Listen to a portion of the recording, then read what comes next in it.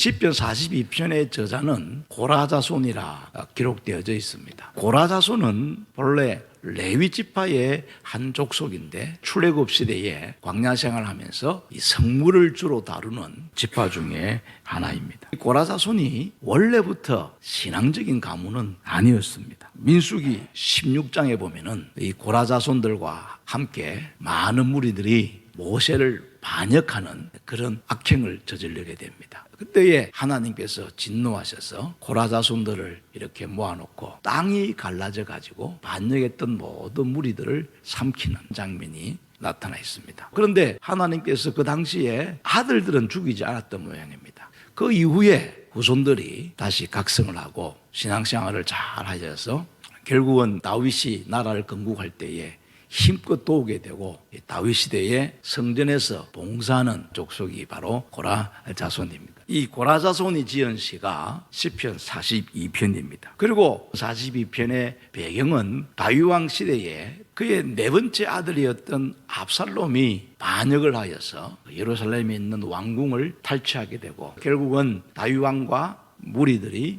예루살렘을 떠나서 피난을 가게 됩니다. 3절을 살펴보면은 그 당시의 상황이 얼마나 절망적이었는가를 잘 말씀할 수가 있지요. 사람들이 종일 내게 하는 말이 내 하나님이 어디 있느냐 하오니 내 눈물이 주야로 내 음식이 되었도다.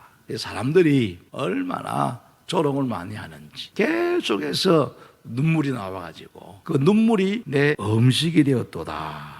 조롱의 핵심은 하나님 아닙니까? 하나님이 살아계신다면은 어떻게 당신이 이런 고난을 당하고 고통을 당할 수가 있느냐? 불신자들이 성도들을 조롱할 때에 하나님을 믿는데 왜 그렇게 가난하게 사냐? 교회 다니는 사람이 왜 그렇게 못 사냐? 그런데 이 시인에게 있어서 더 큰 아픔은 무엇입니까? 우리 4절 말씀에 내가 전에 성의를 지키는 무리와 동행하여 기쁨과 감격의 소리를 내며 그들을 하나님의 집으로 인도하였더니 이제 이 일을 기억하고 내 마음이 상하는도다. 이 시인에게 있어서 더 큰 아픔, 더 큰 고통은 사람들의 조롱하는 말보다도 마음껏 하나님을 예배할 수 없는 고통이 더 크다. 이 일을 기억하고 하나님 앞에 제사 드리는 그 행복하고 즐거운 시간들이 이제는 나에게 추억으로 남아있다. 그 일을 할 수가 없어서 내 마음이 너무너무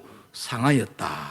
그런데 이런 절망적인 상황 속에서도 시인은 무엇을 우리에게 노래하고 있습니까? 바로 소망을 노래하고 있습니다. 주변 상황 때문에 좌절하거나 포기하지 않습니다. 그래서 5절 한번 보시기 바랍니다. 내 영혼아 내가 어찌하여 낙심하며 어찌하여 내 속에서 불안해하는가? 너는 하나님께 소망을 두라. 그가 나타나 도우심으로 말미암아 내가 여전히 찬송하리로다. 주변 상황은 절망을 노래할 수밖에 없는 상황이지만은 우리는 신앙의 사람들이기 때문에 하나님을 믿는 사람들이기 때문에 어떤 절망 속에서도 소망을 노래할 수 있는 그런 성도가 될 것을 이야기하고 있습니다. 그런 낙심되고 절망될 때에 하나님께 소망을 두라. 여기서 하나님께 소망을 두라 라는 이 말의 의미가 무엇일까요?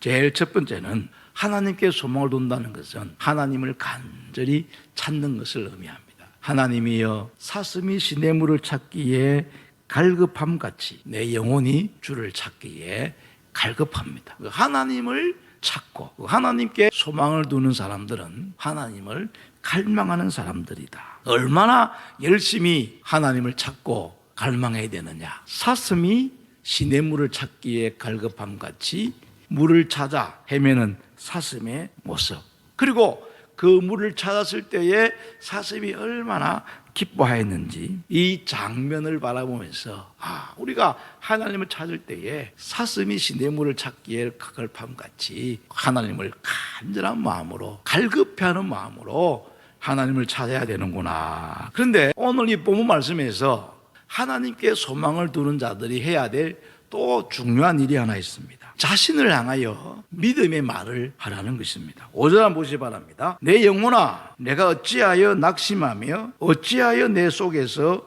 불안해하는가? 너는 하나님께 소망을 두라. 그런데 이 표현을 가만히 살펴보면은 다른 사람들에게 하는 표현이 아니지요. 자기 자신에게 하는 표현입니다. 심리학자들의 말에 의하면은 사람은 누구나 자기 자신에게 말을 하면서 살아간다고 합니다. 그런데 많은 사람들이 긍정적인 말보다는 부정적인 말을 많이 한다는 것입니다. 이것이 실패의 큰 요인이 된다고 심리학자들은 말하고 있습니다. 실패하는 사람의 특징은 계속해서 부정적이고 불신앙적이고 패배 의식이 깊은 대화를 한다는 것입니다. 그래서 우리는 부정적인 자기와의 대화를 긍정적이고 신앙적인 대화로 바꿀 필요성이 있습니다. 하나님은 나를 가장 사랑한다. 하나님은 나의 모든 죄를 용서하고 사랑해 주신다. 하나님은 나를 눈동자같이 지켜주시고 보호해 주신다. 항상 자기에게 긍정적인 대화를 하라는 것입니다. 이 세계적인 설교가인 로이드 존스 목사님, 이분이 시편 42편을 강의하면서 이렇게 말했습니다. 여러분은 자신에게 말을 하라. 자기 자신에게 설교하라. 그리고 자기의 영혼에게 말하라. 내 영혼아, 내가 어찌하여 낭망하느냐? 내 영혼아, 내가 무엇 때문에 불안해하느냐 하고 자신을 책망하고 권면하며 말하라. 하나님께 소망을 두어라.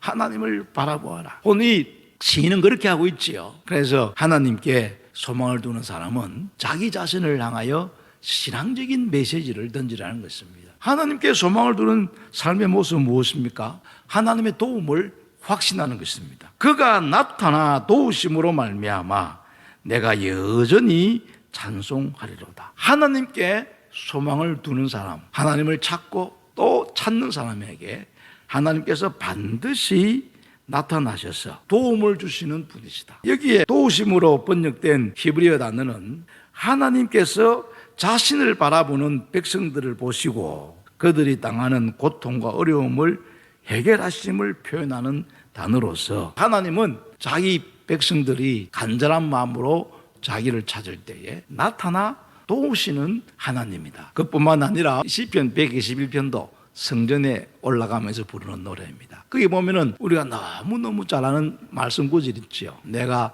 산을 향하여 눈을 들리라. 나의 도움이 어디서 옳고 나의 도움이 천지를 지으신 여호와에게서로다. 하나님께 소망을 두면은 하나님의 도움이 너무나도 확실하다는 것을 이야기하고 있습니다. 에머슨이라는 유명한 분이 이런 말을 했습니다. 나에게 무슨 일이 일어나느냐 하는 것이 중요한 것이 아니라 내 마음이 어떻게 반응하느냐가 중요하다. 낭망이 됩니까? 내 반응은 무엇인가? 하나님을 찾는 것입니다.